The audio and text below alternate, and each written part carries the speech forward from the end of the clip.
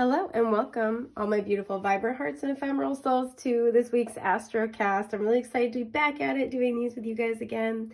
This is going to be looking at the week of January 27th, 2025 through February 2nd, 2025. So that'll take us from Monday to Sunday.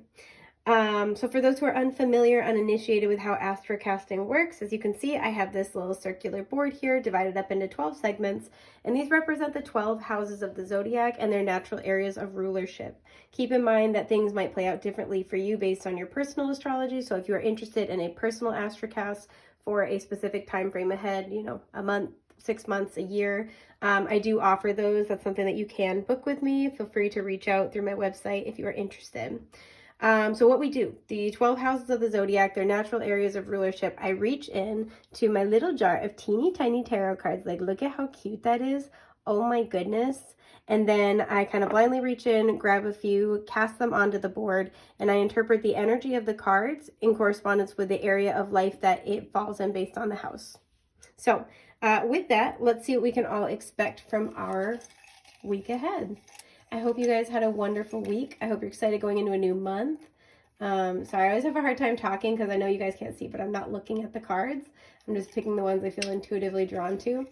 And for some reason, if I'm not looking at it, it's hard for me to carry a conversation on. Okay. Oh, they're actually a lot closer than I thought. Okie dokie. So, bordering the 12th and 1st house, we have, the Emperor. For those who also don't know, my rule of thumb, if the bottom of the card predominantly faces inward, that's upright. If it's the top, that would be reverse. Anything like this is crossed, right? So the energy is in flux. So in the 2nd house, we have the Queen of Pentacles upright. This is a good week. And then bordering the 3rd and 4th house, we have the Queen of Wands. Okay, so we got Leo, we have Virgo, we have Aries. This is going to be a week where there are specific people involved in the circumstances of our lives. I also feel like I'm getting like 3 separate messages here. So you might find that only one of the things that I'm talking about applies to you. Sometimes they feel very intermingled. This week, they do not. They don't. So where do I want to start? I want to start here actually with the Emperor in the 12th house. A lot of you in the week ahead, you're going to be able to see how far you've come. Some of you are making a final decision, a final judgment call, and this is all about creating more stability in your life. You're doing boss moves. Some of you are you're starting a new position in a management role, and that starts in the week ahead. You're making some kind of decision that will set yourself and possibly others up in the future. Sorry, that's off center and that was bothering me. For success, right? There is a control role here, but there's also this desire for stability. You are in a provider energy in your own life, right? So you are providing yourself with the things that you need. And with it being in the 12th house, this is wrapping up a really big cycle. And this is also taking control over things that have been illusionary and served as blockages for you before.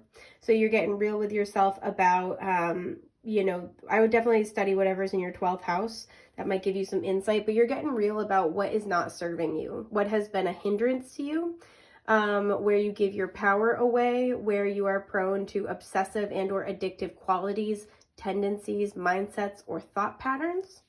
And it feels like you're making some big executive decision to kind of buck that out of your life. You're like, nah, that's for the birds. We don't do that. I don't do that anymore. I can't get this straight, you guys. There we go. All right. My Virgo placements are showing. I'm going to stop.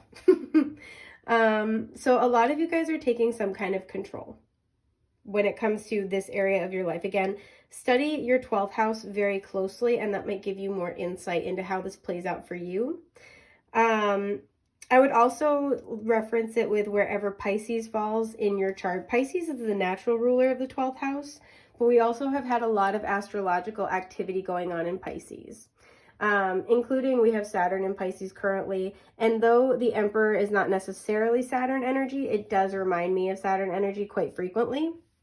So there is a sense here of really taking responsibility, really doing your due diligence. You're not cutting corners. It's 444 on the timer as I'm talking about this, so repeating 4s might be your sign, but this is all about creating more stability in your life. And the changes that you've been led to make up until this point and that you are being guided to continue making are very divinely inspired and guided at this time. right? You are on track. Now, for some of you, Queen of Pence in the second house, baby, do I love this for you. There's Virgo energy. Your plans are coming into fruition. They are harvesting very nicely. It feels like a small yield, a small harvest, but it lets you know that you're on the right path, right? You got it in the tank. You got the energy here. This might be a week where you have the finances, the resources, the time to be able to offer yourself some self-care.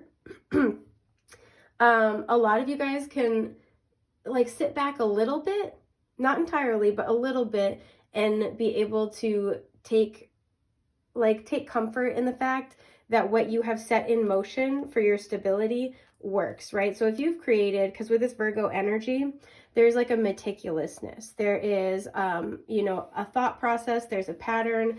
There is, there's a plan, right? So it feels like a lot of you guys, when it comes to, Queen of Pence in the second house, this is very likely having to do, excuse me, with your career, your success, your material well-being. For some of you, this is your health or your health routines is something I'm getting. But you have created some type of system in your life or some type of plan to honor your needs, to have more stability. The second house really deals with things that we value, right? This is a super specific message for those of you who work in the health industry, particularly like you're a health coach, you are a fitness instructor, for some you're a yoga instructor. The steps that you're taking toward those goals and toward creating a career out of that are blossoming and flourishing this week. Now, it might not be the full manifestation, but it's enough to let you know that this is where you belong. Some of you guys, you're getting confirmation, like people are complimenting you. If you put out let's say healthy recipe videos, people are complimenting your work. People are showing you appreciation and accolades.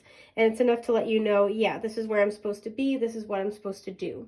Some of you are getting control of your health routines, particularly in your home. And it makes you feel like you're on a good track, especially if you've been working on changing your diet and lifestyle. And I know that's usually more of a sixth house kind of thing.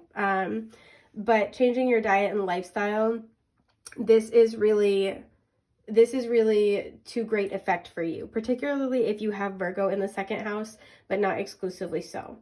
So it feels like for many of you, the plans that you have put into motion to create more stability for yourself, and to change your viewpoint on what you value, or to change your life in order to support what you value, what's also going to be stable for you in the long term, you're seeing some returns from that. And it feels like you can kind of sit back a little bit in the week ahead with the knowledge of okay, I set this up and it's working, right? Some of you, it's you maybe are starting a new, maybe you're starting a new savings account and you're seeing some interest growing. There's something here where it's I have a plan to make my life better and healthier and more stable, and it worked, right? So I don't have to wonder if this is the right move. I know this is the right move, and it's just a matter of letting it work for me. And so I do see that there's this sense of prosperity and peace, very much so, coming through with the Queen of Pentacles energy for you this week. Now, Queen of Wands crossed bordering the third and fourth house. Strong message for Leos out there, but not exclusively so.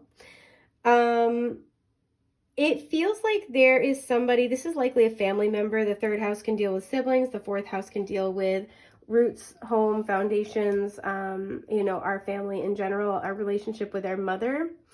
It feels like there's something where you're at an impasse with somebody. The worst is over, but you might not have solved it yet. So it feels like maybe you and somebody are cooling off. You're not as mad at each other. And so this is a week where you're kind of preparing for, you're preparing for the I'm sorry's, even if you're not saying them this week. Somebody might be yielding their position or kind of rethinking something. Somebody could kind of be starting to contemplate, maybe I was not handling that the best, or maybe, maybe I wasn't entirely right. It feels like you and another person are kind of reconsidering things. Some of you are reconsidering your relationships with either your family and your family members, or your relationships with your sense of home and community, and you're reconsidering if that's a good fit for you. Many of you have shed an old skin not long ago, and you're now kind of in this Queen of Wands energy where you're a lot more resilient, fiery, passionate. I wanted to say compassionate, but I feel like it's almost compassionate with self. It's kind of like assessing, okay, if this is the new me, how does this fit into where I'm at, if at all? I kind of want to clarify the Queen of Wands just because that could go in multiple different directions. Yeah, exactly. The Hanged Man, Pisces energy here. So this could be between a Leo and a Pisces. But this is basically what it kind of entails, because look at how at the top we have that Three of Swords and the Nine of Pentacles and the Nine of Swords. The Nine of Pentacles and the Nine of Swords are reversed and the Three of Swords is crossed. So for many of you, there's a sense here of this more empowered version of yourself with the Nine of Pentacles and kind of calming down, right, with that Nine of Swords in reverse and then the Three of Swords crossed, where you're calming down, you're kind of reassessing. You're like, okay, you know what, this doesn't have to, we had a fight, doesn't have to dent my confidence the way it may have in the past, but is this where I want to be? Is this what I want to be doing? How do I want to respond to this? So a lot of you guys, when it comes to contemplating these themes, you're in this space this week with the Hanged Man where you're being invited to grasp a new perspective. The number 3 might be significant, so repeating threes. But to grasp a new perspective, and this may be on yourself or how you handle conflict. This may also be on the role that you have with your family members and where you fit in. Again, strong Leo and Pisces energy coming up in this area of life. You may have either of those signs in your 3rd or 4th house. So this is what I'm seeing for our week ahead. I hope this is helpful. I'm wishing you guys a safe, happy, healthy week, and I will see you next time. Take care, my friends. Bye.